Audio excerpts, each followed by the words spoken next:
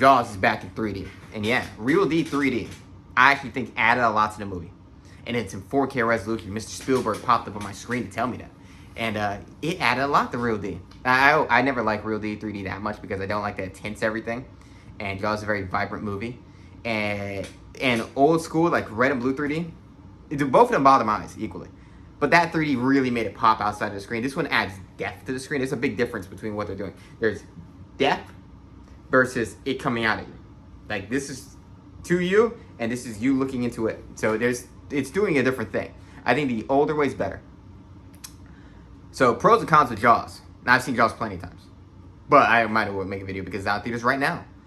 I'll go cons first because there's more pros than cons, and cons I think are more interesting for a classic movie. Number one is I don't like the music outside of the main theme. The dun dun dun dun dun dun. That's great.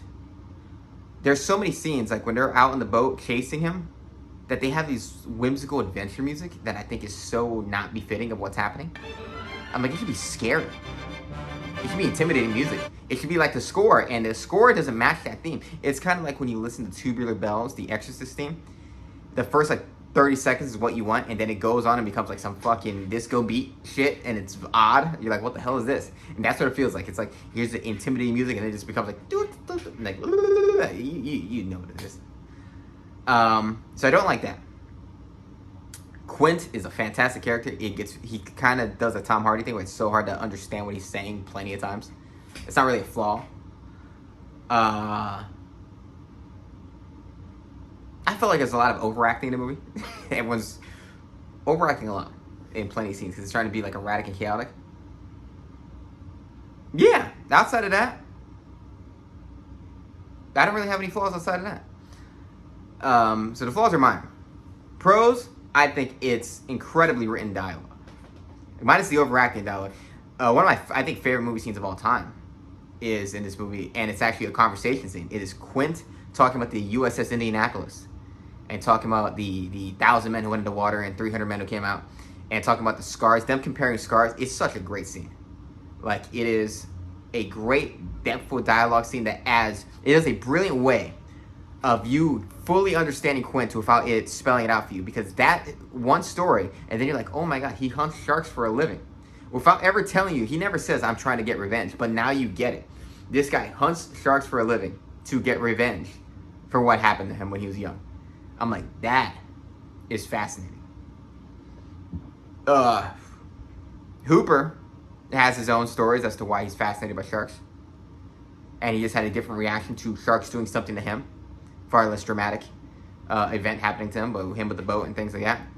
So it adds to his fascination with the shark tearing apart his boat.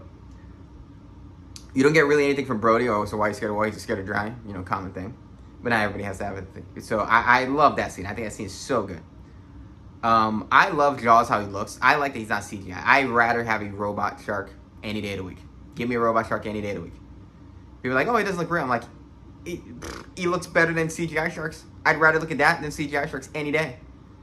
And there's one scene, I guess, the real shark of tearing up the cage where he's like flipping around. He was fantastic. I learned something new. Something I just never missed. I guess I always miss. I've seen Jaws probably like 5 times now. The woman they examine, that Hooper goes to examine, and he's like having a very visceral reaction to it, is the woman from the beginning. I thought he was examining a kid. I don't know why.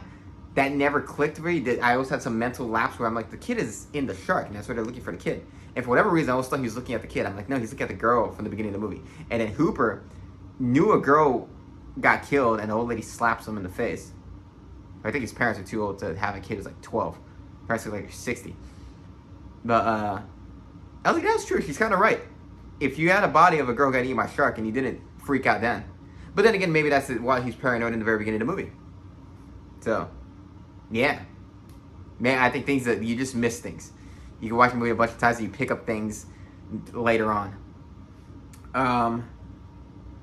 This made me want to rewatch the episode of SpongeBob where Mr. Krabs takes him out into the ocean because he's looking for, what is it, a giant clam or something? Like where they're doing the Jaws thing and he's like crazy. Quint, I thought him going crazy was a longer sequence, but it wasn't. He just smashes the phone. But But I love that scene because he's out for a fight. And he's like doesn't want backup. But I think he's right. I agree with him. I'm like, you guys have done all this. Don't call for backup now to take care of it because then all this stuff is a waste. It's your fight. Your goddamn fight. I love that Jaws himself is just bashing the bow with his nose. But it's such a fantastic sequence. Everything about this movie is, God. The war is so fascinating. And I like how they all work together to constantly do stuff. Everything pops up, get the barrels, Hooper. And Hooper's like tying the things to the barrels, and he's out there with the gun. Great movie. It's a unique movie. What's interesting is that this movie doesn't strike me as the type of movie that'd be as popular as it is. I think if it came out today, it wouldn't be. I think if this movie came out now, it wouldn't be. Because I'm like, this movie is a slower burn than most movies. Because I think everybody remembers that it's the war with the shark. And I'm like, there's a long period of just beach stuff and arguments and conversations that happen that way precede that. It's like 60% of the movie is a lot of beach stuff and arguments. And it's about a shark. Like, I just don't see that it would have the reach now. So it's amazing that it had the reach back then. Well, I guess it's not amazing because they had one movie at a time back then. That's back in the olden days when one movie would come out at once and you see the banner for one or two movies. And nowadays, like 12 movies come out at once. Or you go to the theater and it's like at least 6 movies are out. And then like 6 more just got released on streaming. So now we're oversaturated so something can't do what it did. The backstory of Spielberg making this movie is great. Anyways, I'm rambling now. Overall, Jaws is great. I'm going to give Jaws a 5 out of 5. Because even though I have a minor, I don't like the score outside of the main theme. Overall, I'm like, it is a fascinating movie. It's a fascinating movie to be as popular as it is. Because it very much comes across as an indie film and not as a blockbuster film. Because I think blockbuster, because the age I'm in, I think of like Transformers and Fast and the Furious and bullshit like that. I don't think of something like this being a blockbuster. But this is back in the old days when blockbusters could be smarter movies, better written movies. Movies that didn't have explosions every 5 seconds. So, yeah. Jaws. Comment down below. What are your criticisms with Jaws? I want to see criticism because I know what's good about it. Tell me what you think is bad about it.